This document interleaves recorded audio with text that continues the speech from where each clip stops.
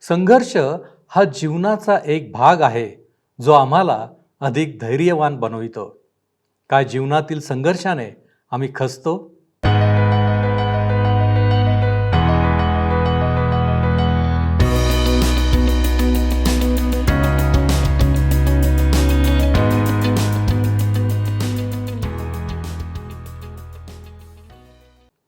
आम्हावर प्रीती करणाऱ्या आमच्या जिवंत परमेश्वराच्या पवित्र नावात आपणास सलाम. उपासना कार्यक्रमामध्ये आपले स्वागत आहे. प्रियानो, संकट, संघर्ष या गोष्टी प्रत्येक मनुष्याच्या जीवनामध्ये आहेच. त्यामुळे जीवनामध्ये निराशा असणे, जीवनामध्ये खचून जाणे, कोणतीही गोष्ट करण्यासाठी मन न लागणे, या गोष्टी आमच्या जीवनात दिसू लागतात. परंतु जर आम्ही देवावर विसंबून राहणारे, विश्वासणारे असू तर नक्कीच आमच्यावर असा विपरीत परिणाम होत नाही. आम्ही शांत राहतो आणि इतरांनाही धीर देणारे होतो. प्रियांनो, याच गोष्टीवर आधारित आपण आजचे अध्ययन करणार आहोत. पौलाच्या जीवनात एक मोठे संकट आले होते. त्याच्याबरोबरच्या इतरांनी तर जीवनाची आशा सोडली होती. परंतु पौल विश्वासात खंबीर होता. त्यांच्यावर कोणते संकट आले, त्या सर्व लोकांना कोणता संघर्ष करावा लागला, हे आपण आजच्या अध्ययनातून पाहणार आहोत. तर मग चला प्रियानो, आपण आपल्या अध्ययनाची सुरुवात करूया. श्रोत्यांनो, आज आम्ही प्रेषितांची कृत्ये ह्याच्या 27व्या अध्यायाच्या 15 पासून पुढच्या वचनांवर विचार करणार आहोत. आम्ही पाहिलं होतं श्रोत्यांनो की कशा प्रकारे पौलाला परमेश्वराने सांगितले होते की तुला रोम शहरात जावे लागेल, तेथे सुद्धा तुला माझी साक्ष द्यावी लागेल. पौलाची मनापासून तीव्र इच्छा होती की त्याने रोमला जावे. प्रेषितांची कृत्ये 19 अध्याय आणि 21व्या वचनामध्ये आम्ही वाचले होते की हे झाल्यावर मासेदोनिया व अखया ह्या प्रांतातून एरुशलेमेस जावे असा पौलाने आपल्या मनात निश्चय करून म्हटले. तेथे गेल्यावर मला रोम शहरही पाहिले पाहिजे. एरुशलेममध्ये पौलाकरिता फार अंधकारपूर्ण समय आला असे वाटत होते आणि त्याला रोम शहर कधीही पाहायला मिळणार नाही असे सुद्धा वाटत होते. त्या अंधकारपूर्ण, निराशेने भरलेल्या, पराभवाने भरलेल्या समयात परमेश्वराने त्याला दर्शन दिले आणि आश्वासन देऊन प्रेषितांची कृत्ये 23 अध्याय आणि 11व्या वचनामध्ये सांगितले. प्रेषितांची कृत्ये 23 अध्याय आणि 11वे वचन. त्याच रात्री प्रभू त्याच्यापुढे उभा राहून म्हणाला, धीर धर, जशी तू एरुशलेमेत माझ्याविषयी साक्ष दिली तशी रोम शहरातही तुला द्यावी लागेल. आता पुढे आपण 15 ते 18 वचने वाचूया. 27 अध्याय 15 पासून 18 वचने. त्यात तारू सापडून वाऱ्याच्या तोंडी ठरेना म्हणून आम्ही त्याच्या स्वाधीन होऊन वाहवत चाललो. मग कौदा नावाच्या एका लहान बेटावरून जाताना आम्ही मोठ्या प्रयासाने होडी आपल्या स्वाधीन करून घेतली. ती वर घेतल्यावर त्यांनी साहित्याची योजना करून तारू खालून आवळून बांधले आणि आपण सुरती नावाच्या भाटीवर जाऊन आदळू असे त्यास भय वाटले म्हणून त्यांनी शीड उतरले. मग ते तसेच वाहावत गेले. तेव्हा वादळाने आमचे फार हाल होऊ लागल्यामुळे ते दुसऱ्या दिवशी भरगत टाकून देऊ लागले. ह्या ठिकाणी आम्हाला दिसतं की दक्षिणेचा वारा मंद वाहत होता आणि ह्या लोकांना वाटलं की आपला बेत सिद्धीस गेला आहे आणि ते तेथून नांगर उचलून काठाकाठाने क्रेताच्या बाजूने जाऊ लागले. परंतु थोड्या वेळाने आम्ही 14व्या वचनात पाहिलं होतं की युरकुलोन नावाचा तुफानी वारा तिकडून सुटला आणि त्यामध्ये ह्यांचे तारू सापडले. श्रोत्यानो, ज्या लोकांनी सुनामी जे समुद्री तुफान आले होते त्याविषयी वाचले आहे किंवा अनुभवले आहे, त्यांना माहीत आहे की समुद्री तुफान कशा प्रकारचे असते आणि जे लोक विशेष करून मासेमारीचा धंदा करतात त्यांना माहीत आहे की समुद्री वादळ कशा प्रकारे नुकसान करते आणि कशा प्रकारे त्याचा परिणाम होतो. ह्या ठिकाणी आम्हाला दिसतं की हा जो वारा आहे हा सर्वसाधारण नाही, परंतु एक तुफानी वारा आहे. भयंकर असे तुफान त्या ठिकाणी आलेले आहे. कौदा हे बेट क्रेत बेटाच्या दक्षिण दिशेला आहे. हे एक लहान बेट आहे. आता त्यांनी त्या जहाजाला त्या भयंकर वाऱ्याच्या स्वाधीन केले आणि त्याच्याच दिशेने ते जाऊ लागले. काय आपण त्यांच्या संघर्षाची कल्पना करू शकता? ते जिवंत राहण्याकरिता संघर्ष करीत होते. फक्त एकच व्यक्ती त्या जहाजामध्ये आम्हाला शांत दिसतो, कारण त्याच्या हृदयात शांतीच्या राजकुमाराचे वास्तव्य होते. आणि ती व्यक्ती म्हणजे पॉल. 19 वचन बघा. आणि तिसऱ्या दिवशी त्यांनी आपल्या हातांनी तारवाचे अवजार टाकून दिले. त्यांनी तारवातले सर्व सामान त्याला हलके करण्याकरिता फेकून दिले. 20 वचन. मग पुष्कळ दिवस सूर्य व तारेही दिसले नाहीत आणि तुफानाचा जोर आम्हाला फारच भासला. त्यामुळे शेवटी आमची तरण्याची आशा हळूहळू सोडून द्यावी लागली.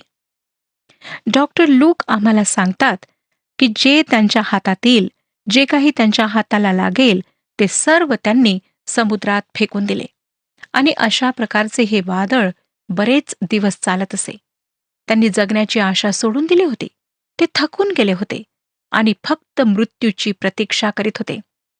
अशा भयंकर कठीण समयी त्यांना पौलाच्या तोंडून देवाची वाणी ऐकायला मिळाली.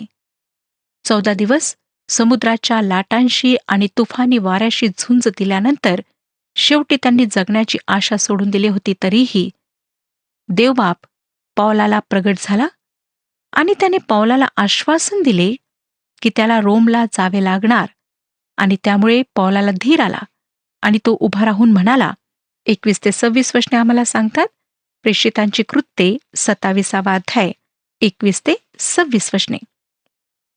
तेव्हा त्यांना पुष्कळ दिवस उपास पडल्यावर पॉल त्यांच्यामध्ये उभा राहून म्हणाला, गृहस्थ हो, खरेच तुम्ही माझे ऐकावयाचे होते. क्रेताहून निघावयाचे नव्हते, म्हणजे हे हाल व ही हानी टळली असती. तरी मी आता तुम्हा सांगतो की धैर्य धरा. तुम्हापैकी कोणाच्याही जीवाचा नाश होणार नाही, तारवाचा मात्र होईल. कारण ज्याचा मी आहे व ज्याची मी सेवा करीतो त्या देवाचा दूत गेल्या रात्री माझ्याजवळ उभा राहून म्हणाला, पौला, भिवू नको. तुला कैसरा पुढे उभे राहिले पाहिजे. आणि पहा, तुझ्याबरोबर जे तारवातून चालले आहेत ते सर्व देवाने तुला दिले आहेत. म्हणून गृहस्थांनो, धैर्य धरा. माझा देवावर भरोसा आहे की त्याने मला जसे कळविले तसेच घडेल. तथापि आपल्याला एका बेटावर पडावे लागेल. श्रोत्यांनो, पौलाचे हे शब्द त्या सर्वांकरिता फार धैर्य आणि हिंमत देणारे होते. ह्या एकाच गोष्टीवर ते आता अवलंबून राहू शकत होते. आणि विलक्षण साक्ष आम्हाला वाचायला मिळते. 23 वचन की ज्याचा मी आहे व ज्याची मी सेवा करीतो त्या देवाचा दूत गेल्या रात्री माझ्याजवळ उभा राहून म्हणाला, पौला, भिवू नको. तुला कैसरापुढे उभे राहिले पाहिजे. आणि पहा, तुझ्याबरोबर जे तारवातून चालले आहेत ते सर्व देवाने तुला दिले आहेत. पौलाचा भरोसा कोणावर होता? तर जिवंत परमेश्वरावर होता. आज सुद्धा श्रोतानो, आमच्या जीवनामध्ये विभिन्न प्रकारची संकटे येतात, आजार येतात, दुःख येतात. आम्ही घाबरून जातो आणि परमेश्वरावरील आमचा विश्वास कमी होऊ लागतो, डगमगू लागतो. मी माझ्या जीवनात अनुभवले आहे की जेव्हा संकटे आलेत, आजार आलेत, तर पहिली गोष्ट कोणती होते? तर आम्ही देवाचे वचन वाचणे बंद करतो किंवा प्रार्थना करणे बंद करतो. आणि असं वाटतं की प्रार्थना करून काय फायदा आहे? परमेश्वराचं पवित्र वचन वाचून काय फायदा आहे? परंतु मी आपणाला पौलाच्या जीवनातून हा महत्वाचा पाठ सांगू शकते की जेव्हा संकट येतात, जेव्हा असं वाटतं की सगळं काही समाप्त होत आहे, सगळीकडे अंधकार आहे, मदत करणारा कोणीच नाही, त्यावेळेला परमेश्वरावर भरोसा ठेवा. ज्या परमेश्वराने पौलाला म्हटले, भिवू नको, तुला कैसरापुढे उभे राहिले पाहिजे, तोच परमेश्वर आम्हातील प्रत्येकाला म्हणतो, भिवू नको, भिवू नका. मी तुमच्या सोबत आहे आणि मीच तुम्हाला सहाय्य पुरवीन. मीच तुमची मदत करीन. मीच तुम्हाला ह्या संकटातून सोडवीन. श्रोत्यानो, आज जर आपण संकटाच्या स्थितीतून जात आहात किंवा निराश आहात, दुःखी आहात, तर परमेश्वरावर भरोसा ठेवा. तो आज तुम्हाला म्हणत आहे, भिवू नका. 25 वचन सांगतं, 24 आणि 25 वचने मी पुन्हा आपणाकरिता वाचत आहे. पौला, भिऊ नको, तुला कैसरापुढे उभे राहिले पाहिजे. आणि पहा, तुझ्याबरोबर जे तारवातून चालले आहेत ते सर्व देवाने तुला दिले आहेत. म्हणून गृहस्थांनो, धैर्य धरा. माझा देवावर भरोसा आहे की त्याने मला जसे कळविले तसेच घडेल. इतका दांडगा विश्वास आज आम्हाला आमच्या जीवनामध्ये आवश्यक आहे. पौलाला हे प्रगट करण्यात आले होते की एका बेटावर त्या सर्वांना राहावे लागेल.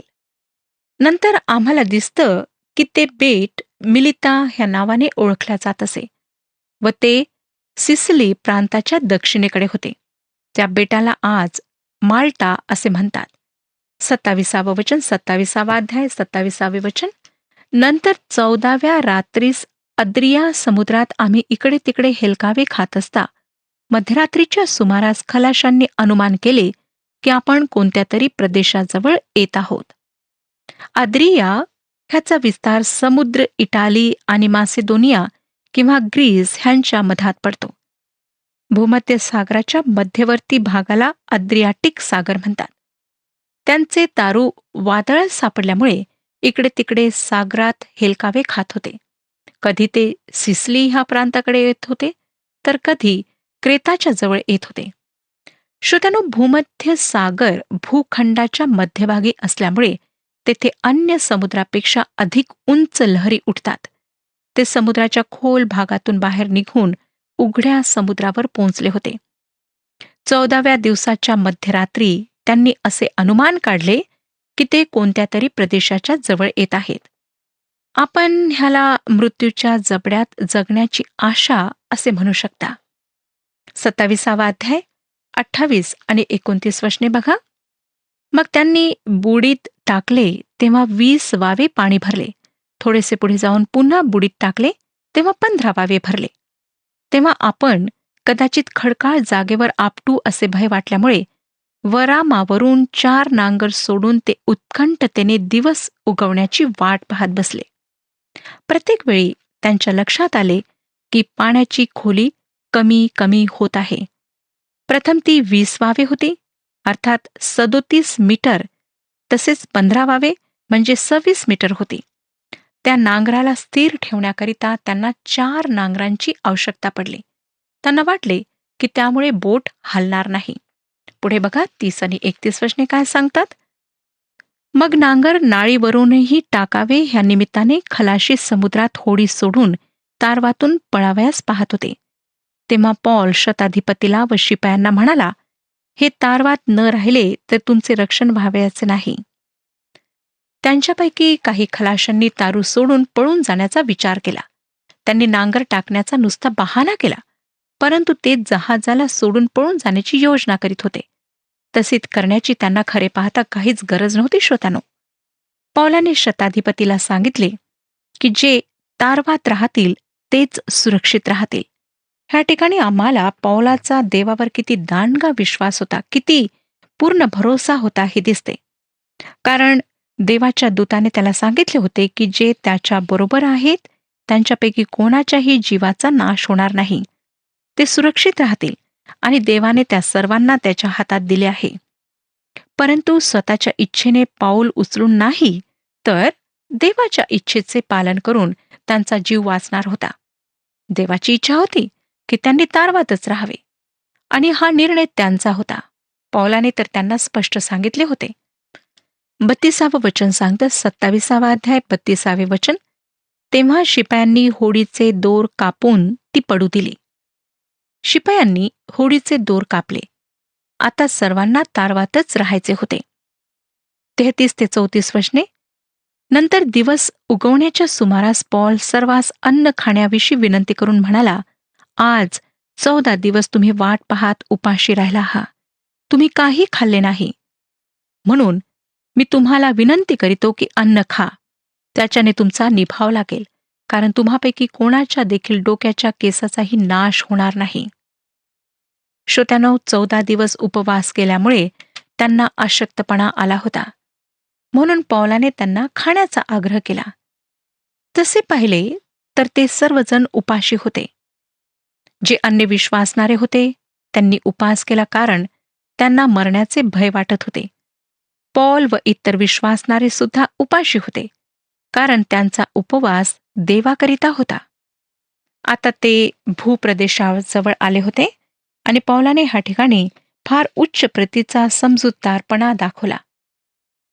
आम्हाला दिसतं श्रोत्यानो, की कशा प्रकारे ह्यांची शारीरिक स्थिती आहे, ह्यांची भौतिक स्थिती आहे आणि कशा प्रकारच्या संकटाच्या स्थितीमधून हे लोक जात आहेत. श्रोत्यानो, कितीही सशक्त व्यक्ती असला तरी त्याला 14 दिवस उपास केल्यानंतर अशक्तपणा जाणवणे अगदी साहजिकच आहे. म्हणून पौल त्यांना ह्या ठिकाणी खाण्याचा आग्रह करतो. ते आता भूप्रदेशाजवळ आलेले होते आणि आपल्या सामुदायिक शक्तीनेच त्यांना भूप्रदेशावर उतरायचे होते. ह्या ठिकाणी परमेश्वराच्या कार्यात समर्पित समजूतदारपणा पौलाने उपयोगात आणला. तो फार शहाणपणाचे कार्य करतो.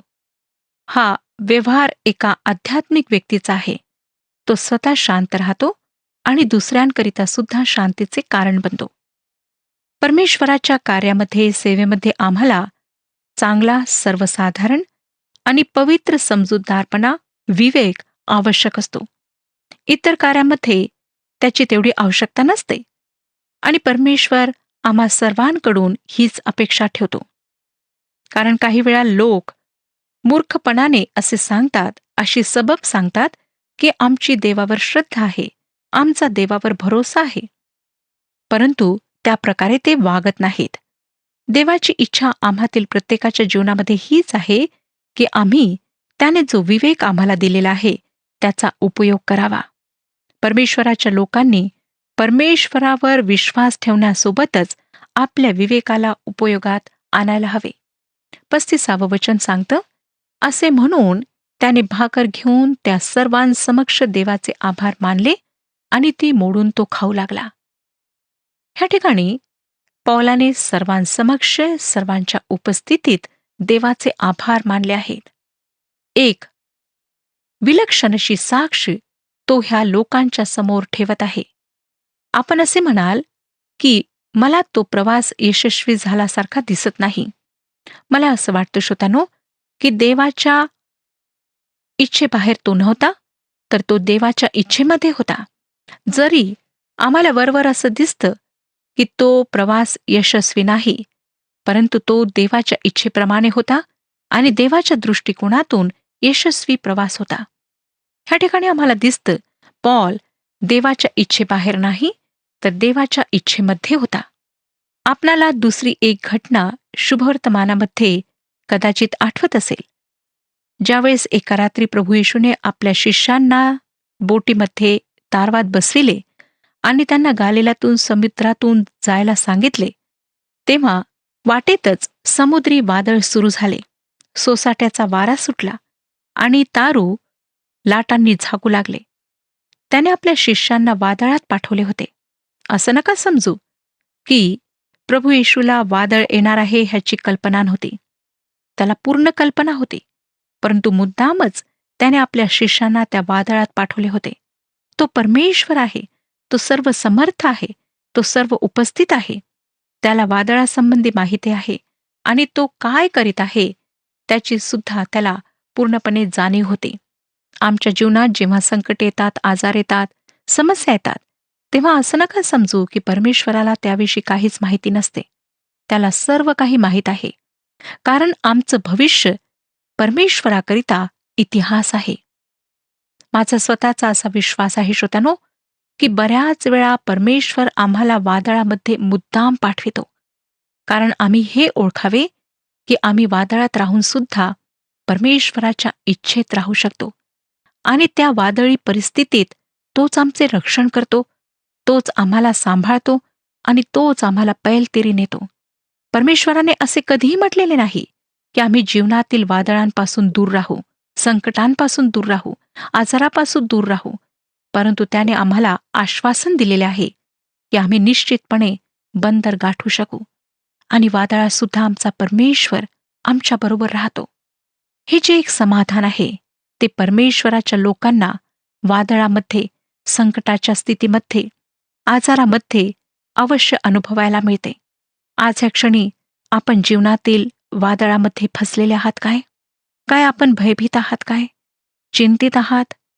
प्रभू येशू ख्रिस्तावर विश्वास ठेवा. तो त्या कठीण परिस्थितीत आपणाबरोबर आहे. त्याचं आश्वासन आहे की मी तुम्हाला सोडणार नाही, मी तुम्हाला त्यागणार नाही, परंतु मी सतत तुमच्या सोबत राहीन.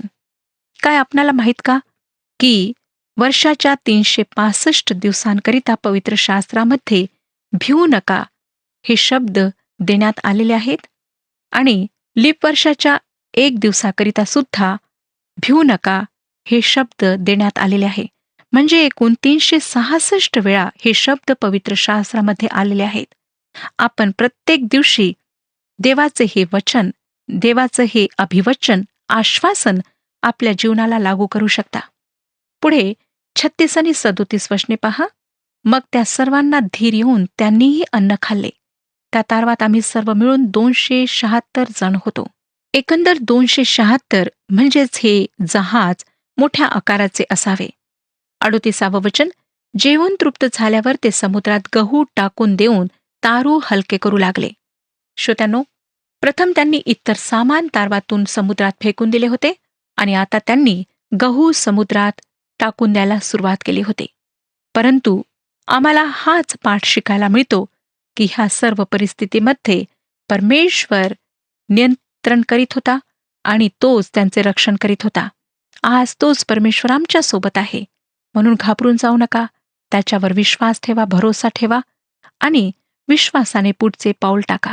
परमेश्वर आपणा सर्वांस आशीर्वाद देव. प्रियानो, आम्ही पाहिले की आध्यात्मिक व्यक्तीचा व्यवहार हा नेहमी स्वतः शांत राहून दुसऱ्यांकरिता शांतीचे कारण बनणारा असतो. पौलाचा हा उत्तम गुण आज आम्हाला शिकायला मिळाला आहे. तसेच आम्ही हे देखील शिकलो की वादळावर, सैनिकांवर आणि खलाशांवर आणि पौलाच्या जीवनावर देखील देवाचे सार्वभौमत्व होते, अधिकार होता. देवाच्या सामर्थ्यावर आणि वचनावरील विश्वासामुळेच पौलाला त्या जहाजासाठी आध्यात्मिक नेत्याच्या भूमिकेत पाऊल टाकता आले. प्रियानो, काय आम्ही शांत राहून देवावर विश्वास ठेवून आमच्या विवेकास उपयोगात आणतो? काय आमच्या जीवनावर देवाचा अधिकार आहे? काय आम्ही सर्वांसमक्ष देवाचे गौरव करतो, आभार मानतो? आपण आत्मपरीक्षण करूया. आपण प्रार्थना करू. प्रभूजी, आम्ही तुझ्या चरणापाशी आलेलो आहोत. जो तू आम्हाला योग्य विवेक दिलेला आहे, त्या विवेकाचा आम्ही योग्य रीतीने उपयोग करावा. आणि प्रभू परमेश्वर देवप्पा, आमच्या जीवनामधल्या प्रत्येक संकटामध्ये, संघर्षामध्ये आम्ही केवळ आमची दृष्टी तुझ्यावर लावण्याचा प्रयत्न करावा. प्रभूजी, या सर्व गोष्टींमुळे आम्ही अशांत बनू नये, तर प्रभूजी आम्ही सौम्य, आम्ही शांत राहून या सर्व गोष्टींना तोंड देण्यासाठी आम्ही तुझं सहाय्य घ्यावं. याच्यासाठी बाप्पा तू आम्हाला सहाय्य कर. आम्हाला ठाऊक आहे की आम्ही अशक्त आहोत, परंतु बाप्पा ज्यावेळेस तू आमच्या बरोबर आहेस, आमचा सर्व अशक्तपणा दूर निघून जातो आणि प्रभूजी आम्ही इतरांसाठी आशीर्वाद बनतो.